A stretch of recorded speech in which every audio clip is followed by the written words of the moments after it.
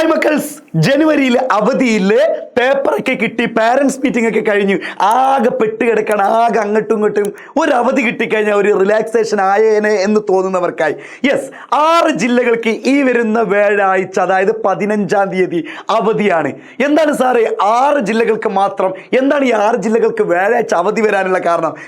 അതറിയുന്നതിന് മുമ്പ് മക്കളെ, നമ്മുടെ ഈ ചാനലിൽ എല്ലാ ക്ലാസ്സിനുള്ള എല്ലാ കാര്യങ്ങളും നമുക്ക് എന്തായിരിക്കും നിങ്ങൾക്ക് വേണ്ടി കിട്ടുന്നതായിരിക്കും. അതായത് ഇൻഫോർമേറ്റീവ് ആയിട്ടുള്ള എല്ലാ വീഡിയോസും നമ്മൾ പെട്ടെന്ന് തന്നെ ഈ ചാനലിലൂടെ അപ്ഡേറ്റ് ചെയ്യുന്നതായിരിക്കും. അപ്പോൾ ഫോളോ അല്ലെങ്കിൽ സബ്സ്ക്രൈബ് ചെയ്യാത്തവരാണെങ്കിൽ ഈ ചാനൽ ഒന്ന് സബ്സ്ക്രൈബ് ചെയ്തെടുക്കുക. മക്കളെ, തൈപ്പൊങ്കലുമായി ബന്ധപ്പെട്ട, അതായത് പൊങ്കലുമായി ബന്ധപ്പെട്ടാണ് ഈ ഒരു വ്യാഴാഴ്ച അവധി കിട്ടുന്നത്. ഏതൊക്കെയാണ് 6 ജില്ല എന്ന് വെച്ചാൽ തിരുവനന്തപുരം, കൊല്ലം, പത്തനംതിട്ട, ഇടുക്കി, പാലക്കാട്, വയനാട് ജില്ലകൾക്കാണ് അവധി പ്രഖ്യാപിച്ചിരിക്കുന്നത്. അപ്പോൾ പ്രിയപ്പെട്ട മക്കളെ, നിങ്ങളുടെ പബ്ലിക് എക്സാം അടുത്ത് വരികയാണ്. ഒരിക്കലും ഈ അവധി നിങ്ങൾ ആഘോഷമാണ്, എന്നാൽ പോലും നിങ്ങൾ വെറുതെ കളയുന്ന ഒരു അവസ്ഥയിലേക്ക് എത്തരുത്. പഠിക്കാനുള്ള സമയം കുറച്ചൊന്ന് മാറ്റി വെച്ചിട്ട് ആ ദിവസവും ഞാൻ പഠിക്കുക എന്ന് തന്നെ പറയുള്ളൂ, മറ്റൊന്നും കൊണ്ടല്ല.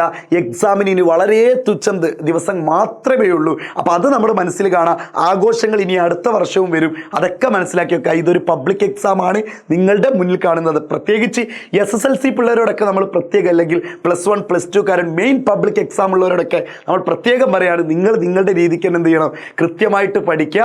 ആഘോഷങ്ങളൊക്കെ അതിൻ്റെ വഴിക്ക് നടക്കട്ടെ. അപ്പോൾ ഈ 6 ജില്ലകൾക്കാണ് അവധി പ്രഖ്യാപിച്ചിരിക്കുന്നത്. അപ്പോൾ സന്തോഷമായില്ലേ? വേറൊരു 3 ദിവസം വേറൊരു അവധിയും കൂടി വരുന്നുണ്ട്, അത് കൺഫേം ആയിട്ട് നിങ്ങൾക്ക് പറഞ്ഞുതരാം. അപ്പോൾ താങ്ക് യു.